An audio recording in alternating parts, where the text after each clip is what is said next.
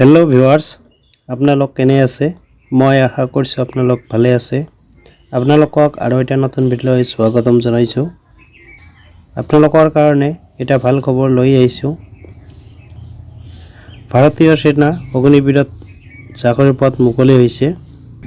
শিক্ষাগত অৰ্হতা 8ম শ্ৰেণী উত্তীৰ্ণ হ'লে হ'ব। তো আহক বিশেষভাৱে চাওঁ। Indian army recruitment 2025। Name of post Agniveer, general duty, technical, clerk, storekeeper আৰু ট্ৰেডমেন। ইয়াত কিমানটা পোষ্ট আছে এইটো দিয়া নাই, কেইদিনৰ ভিতৰতে এইটো দিব। Name of scheme Agnipath scheme, during of service এইটো 4 বছৰৰ। Name of department Indian army. Name of Ministry Ministry of Defense India. Date of launch of scheme 14 June 2022। Job location All India, ইণ্ডিয়াৰ যিকোনো ঠাইত হ'ব পাৰে।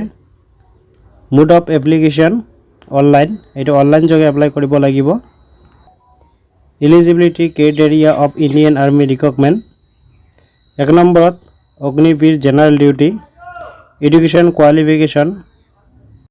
প্ৰাৰ্থীসকলে 40% মাৰ্ক আৰু প্ৰতিটো বিষয়ত 33% মাৰ্কৰ সৈতে 10ম শ্ৰেণী উত্তীৰ্ণ হ'ব লাগিব।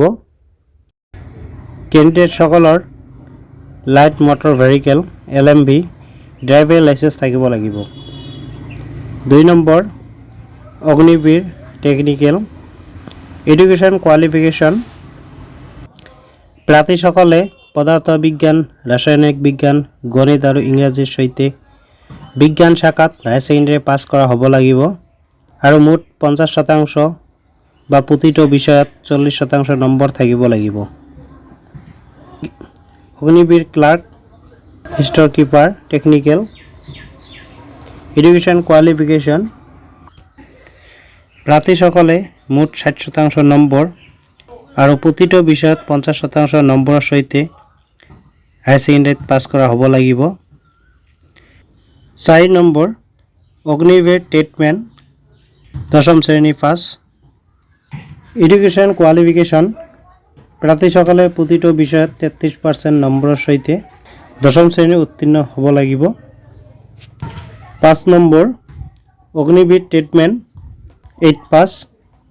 এডুকেশ্যন কোৱালিফিকেশ্যন প্ৰাৰ্থীসকলে প্ৰতিটো বিষয়ত 33% মাৰ্কৰ সৈতে 8ম শ্ৰেণী পাছ কৰা হ'ব লাগিব। বয়সৰ সীমা 17 বছৰ 6 মাহৰ পৰা 21 বছৰলৈ। 1 অক্টোবৰ 2004 পৰা 1 এপ্ৰিল 2008 লৈ যিসকলৰ জন্ম হৈছে সেইসকলে চান্স পাব। Physical standard of army Agniveer post. Category Agniveer general duty, height লাগিব 160 cms। Agniveer technical height 157। Agniveer clerk storekeeper technical height লাগিব 160। Agniveer tradesmen 10 pass, height 160। Agniveer tradesmen 8 pass, ইয়াত হাইট লাগিব 160। Pay scale of Agniveer vacancy প্ৰথম বছৰত 30,000, ইন হেণ্ড 21,000। দ্বিতীয় বছৰ 33,000, ইন হেণ্ড 23,100। তৃতীয় বছৰ 36,500, ইন হেণ্ড 25,580।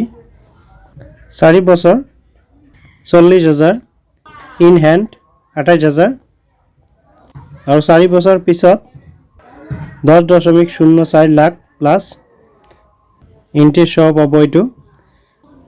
আৰু লাইফ ইঞ্চুৰেঞ্চ কভাৰেজ থাকিব 48 lakh. Phase 1 online CEE। Name of exam common entrance examination.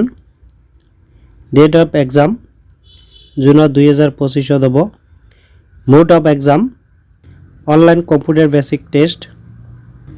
Type of question multi choice question MCQ।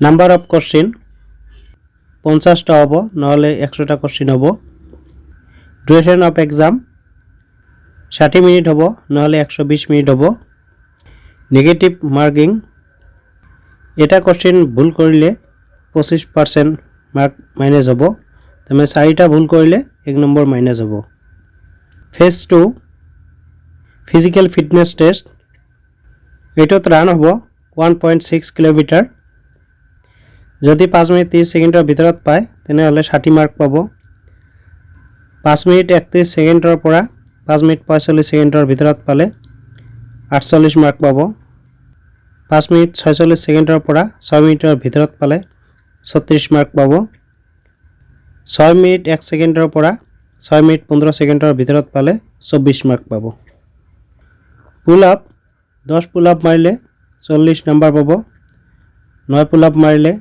33 mark 8 pull up মারিলে 27 mark 7 pull up মারিলে 21 mark और 6 pull up মারিলে 16 mark পাবো important date of Indian army Agniveer recruitment 2025 আৰু এটো online start হৈছে 12 March 2025 ৰ পৰা তাৰমানে যোৱা কালিৰ পৰা আৰু ইয়াৰ লাষ্ট ডেট 10 এপ্ৰিল 2025 লৈ থাকিব ডেট অফ এক্সাম 2025 জুন মাহত হ'ব